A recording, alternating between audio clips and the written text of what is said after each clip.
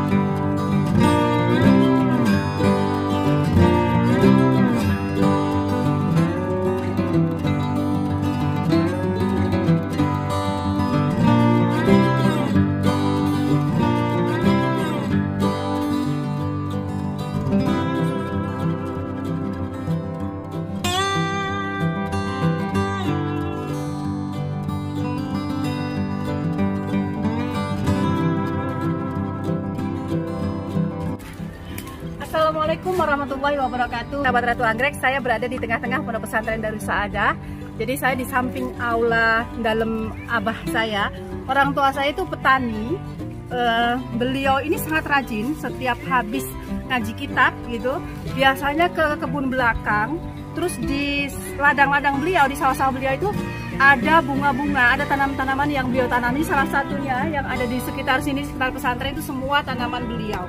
Dan beliau ini punya pupuk yang sangat luar biasa bagi saya, dipakai dari saya kecil ternyata, dan sekarang viral, yakni pupuknya ZPT, zat pengatur tumbuh. Ini sangat kita kenal ya, ini merangsang akar, dan pupuk ini tuh bisa dibuat siapa saja dari bahan yang ada di sekitar kita. Jadi kalau teman-teman ke tempat kami itu di belakang ada tong besar banget, itu biasanya bekas sampah-sampah masakan, sayuran dan lain-lainnya, yaitu salah satu bahan pembuat ZPT. Kali ini kita akan membuat ZPT, tapi sebelumnya jangan lupa like, subscribe, dan share. Silahkan tinggalkan komen bermanfaat atau request ulasan. Ayo kita praktek membuat zat pengatur tumbuh.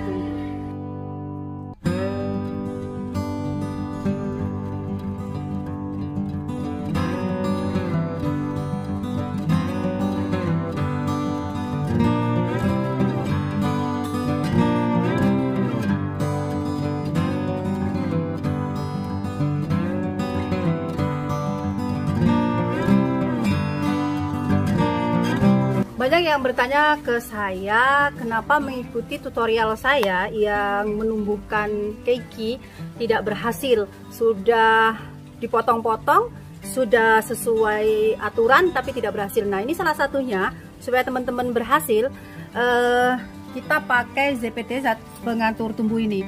Ada beberapa bahan yang kita perlukan. Yang pertama, ini rebung dari bambu. Nah, ini khasiatnya ini menggugah atau membangunkan dormanisasi. Jadi ada beberapa jenis anggrek yang dorman kan, seperti katasetum, terus ada cantabun, ini aku bawa ke sini, ini dia lagi dorman. Kemudian anggrek-anggrek yang rusak itu ada, yang di sebelah situ ada rusak, akarnya tidak tumbuh. Nah, ini salah satu untuk membangkitkan akarnya, untuk membangkitkan tunasnya supaya bangun dari dorman. Ini salah satu khasiatnya rebungnya. Kemudian ada cambah, tauge. Nah, ini mengandung auksin ya. Ini bahan utamanya yang terpenting dari semuanya adalah bawang merah ini. Ini bisa pakai kulit atau bisa pakai ini. Kita pakai ini aja ya. Terus ini sayuran.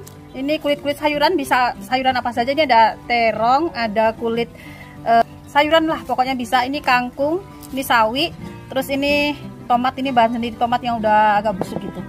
Nah, terus kita perlu tambahan lain. Ini gula. Sebenarnya kalau teman-teman mau lebih praktis, beli molase aja. Tapi molase itu yang lebih bagus dari tetes tebu. Kebetulan deket pabrik tebu tuh, bisa minta ke pabrik tebu atau bikin sendiri dari gula merah. Kita butuh ini nanti untuk membantu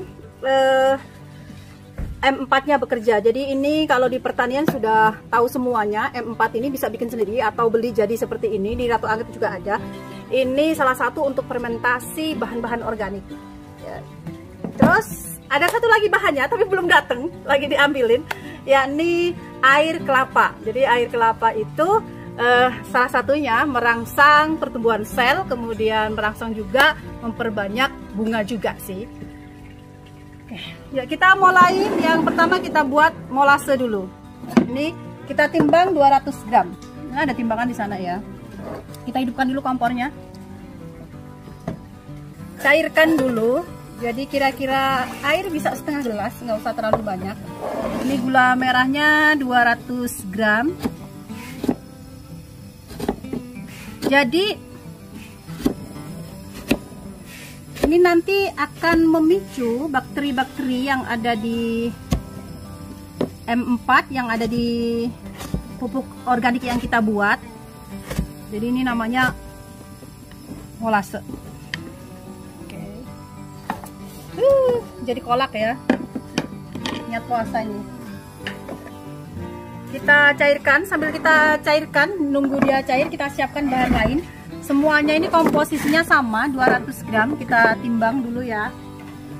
Pakai timbangan akurat ya. Jadi jangan perkiraan, usahakan timbangannya sesuai. Ini 200 gram ya. Oke. 200 gram kita masukkan ke sini. Terus ini juga sama 200 gram. Semuanya komposisi bahannya 200 gram. Ini 200 gram. Oke. Terus taugenya 200 gram juga. Oke. Ada tomat. Teman-teman, kalau punya lidah buaya, ganti lidah buaya juga bisa. Nih, tomatnya juga kita pakai 200 gram. Terus ini sayur-sayuran, teman-teman bisa pakai kulit sayuran apa aja. Kacang-kacangan juga bagus. Ini semuanya ditimbang, dijadikan satu, dihancurkan. Ini juga 200 gram. Oke. Sip. Nah, selesai. Ini matiin. Udah jadi molasenya, kita dinginkan. Nanti kita pakainya di terakhir.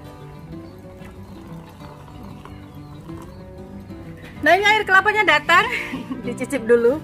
Ini kita pakai 2 air kelapa ya. Seger banget, saya pengen minum serius. Hilaf. Nih 2 air kelapa kita pakai. Terus kita blender. Ini nggak dibawain tutup sama anak-anak. Kita blender sampai benar-benar halus ya.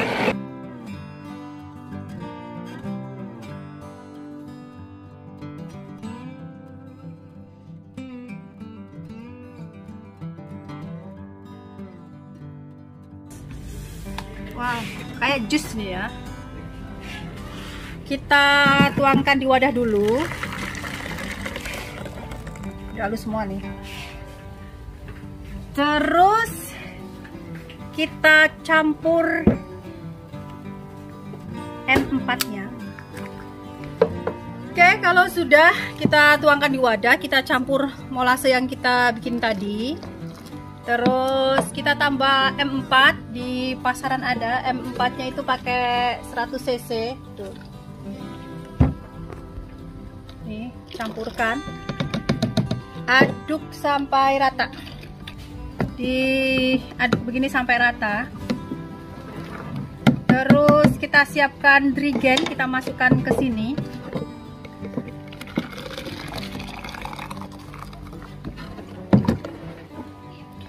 Jadi teman-teman, ini sangat bagus tuh untuk bibit yang baru disemai. Biasanya kan pakai B1.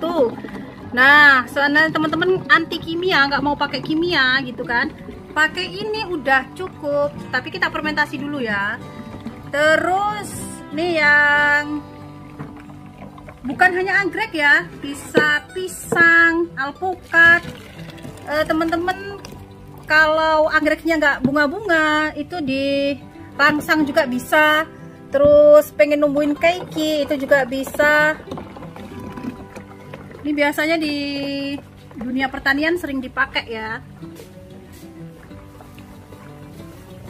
Nah ini kan nggak sampai sini, jadi kita tambahin air sampai penuh.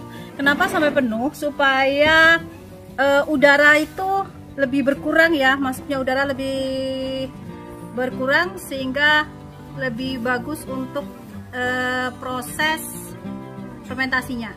Kita kasih dia sampai penuh. Sip, penuh nih. Terus kita tutup rapat. Nah, teman-teman nanti kan akan ada proses nih di sini.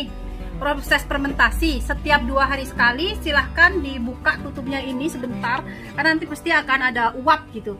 Nah, ini fermentasi minimal 4 hari. Kalau hasilnya benar-benar mau maksimal, seperti kita biasanya beli Book Baker kayak gitu-gitu kan, agak lumayan mahal kan. Nah, hasilnya mau semaksimal itu, teman-teman silahkan fermentasi 7-10 hari. Kalau saya menganjurkan fermentasi 10 hari. Nanti cairannya akan sangat pekat dan baunya juga lumayan pekat, tetapi hasilnya juga luar biasa. Nah, ini yang sudah 10 hari dibenerin. Gasnya. Ini telat buka ya. Ini udah ada 5 harian, ini kayaknya nggak dibuka. Lupa buka, jadi kita mandi.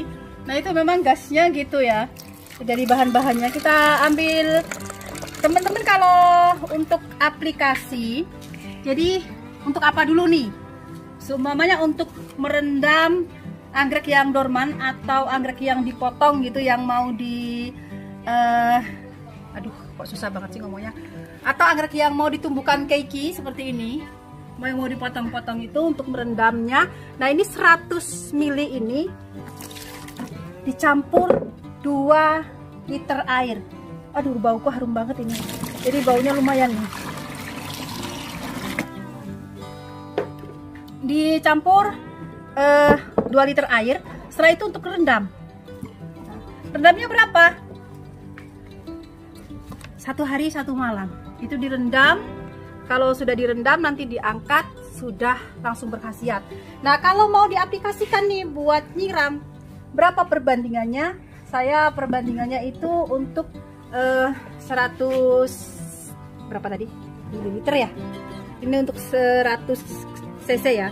100 cc itu saya gunakan 10 liter air. Kalau teman-teman pengen lebih pekat, kalau anggrek itu masih mampu, 100 cc ini dicampur 5 liter air.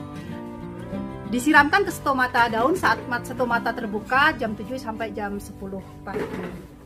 Oke, bisa juga buat ini lagi kita siramkan. Kalau ini kan dia bukan lewat stomata ya, jadi langsung kita siramkan aja bisa. Lumayan baunya luar biasa nih. Sebab saya kena baunya. Jadi sahabat semuanya, bagi Anda yang baru beli bibit botol dari Ratu Anggrek, terus mau nyemai anti bahan kimia, bisa menggantikan B1 kimianya dengan ZPT yang kita buat tadi. Terus kalau pengen anggrek bulan atau dendrobium, tumbuh keiki atau tumbuh bunga, bisa di buku-bukunya ini kita olesin yang pekat ya, yang bukan dicampur, kita oles itu. Atau merendam. Selain anggrek juga bisa buat aglo, bisa buat sayuran, juga bisa buat pisang, bisa buat alpukat dan tanaman-tanaman lainnya. Itu tips dari Ratu Anggrek, semoga bermanfaat. Jangan lupa like, subscribe, dan tinggalkan komen bermanfaat. Wallahu muwaffiq ila aqwamit thoriq. Assalamualaikum warahmatullahi wabarakatuh. Dadah.